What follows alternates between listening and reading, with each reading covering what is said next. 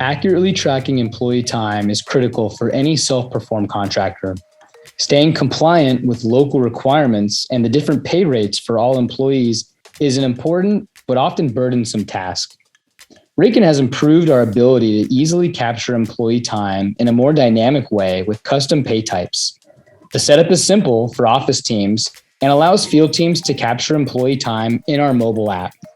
To set up custom pay types, simply click on the Company tab and go to Production. This will then allow you to see our options for editing, which includes workers, cost codes, pay types, shifts, and breaks. If we go into pay types, we can now see our list of pay types that are available at the company level for any project. No longer are regular time, overtime, and double time the only options. We now include anything customized such as drive time, hazard pay, California overtime, and more. Shifts allow for companies to determine different times of day that workers are on a project. Day shift, night shift, swing shift are options that are available. But again, this is totally customizable for every company. We also allow for multiple breaks and rest periods to be captured in the Raken app, whether it's a lunch in a particular state, a rest, or a certain break. We can also indicate if there's a required duration, a required start time, and if the break is paid or not paid. In order to allow this to be available on the project, simply go to the Projects tab, select a project, go to Settings, click on the Settings tab, and come down to Production Settings. This then mirrors what we saw in the Company tab, but is project specific. If I click on Pay Types, I can now determine which pay types are relevant to this project. If I'm working in Texas, I can unselect California overtime. It will now not be an option for my team in the field. If I know that hazard pay is not associated with this project, I can simply deselect it, and now it will not be available. If I want to select which breaks I want available on this project, again, I simply select breaks and then determine which of the breaks are relevant for my project.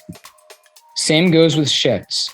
I can quickly and easily determine which shift is relevant for my project and ensure that they are toggled on so my teams in the field have the ability to select them. Once our time cards are captured, it is critical that we have an easy way to review, edit, and approve time cards for each worker. If you go to the top right of the Raken interface and select timesheets, it takes you to an area that we allow editing, reviewing, and ultimately approving of all timesheets that have come in for the past pay period, as well as reviewing previous pay periods by worker, project, and allowing multiple types of filters. The page initially starts with our list of employees. If we want to see details on each employee for that pay period, we can simply click the plus button, which will then show a breakdown by day of where the employee is working on which project, the pay type associated with that work. Multiple pay types will appear visually, as well as the total hours for that individual worker. We indicate if that employee's time has been approved or not. Unapproved is listed in gray. Approved is listed in green. We include the classification for that employee, and if they have multiple classifications for the same day for different scopes of work. We include any cost codes that are associated with the scope of work that employee worked on, as well as any shifts that they may have worked throughout that week. We have their start time, end time, and any breaks that may have occurred, as well as who uploaded this information, who has approved it, and any payroll notes like per diem that might be critical to include for this time card. We're able to look into the past as well by clicking the top left here and indicating other pay periods that we would like to see, broken down by month, year, and ultimately pay period here. We also can filter this to look at different things like selecting certain projects, selecting certain workers, or filtering by status, such as approved, signed, unapproved, or unsigned. At the end of a pay period, each worker will receive a text message or email notification indicating the hours they have worked that previous week that they can then review and approve. When they approve this time card, a signature appears on our interface that indicates when that employee signed and approved their time. For example, Dean Martinez here signed and approved his hours at 4:51 p.m.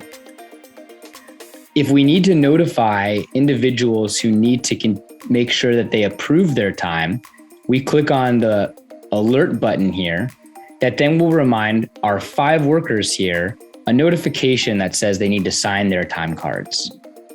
Once all of the time has been reviewed and approved, in order to export this information, we select this down button in the top right, which allows us to download this as a PDF, a CSV, or if we have one of our multiple accounting integrations enabled, it will download this as a pre-formatted CSV file that will allow our teams to automatically upload the information directly into the accounting software of their choice.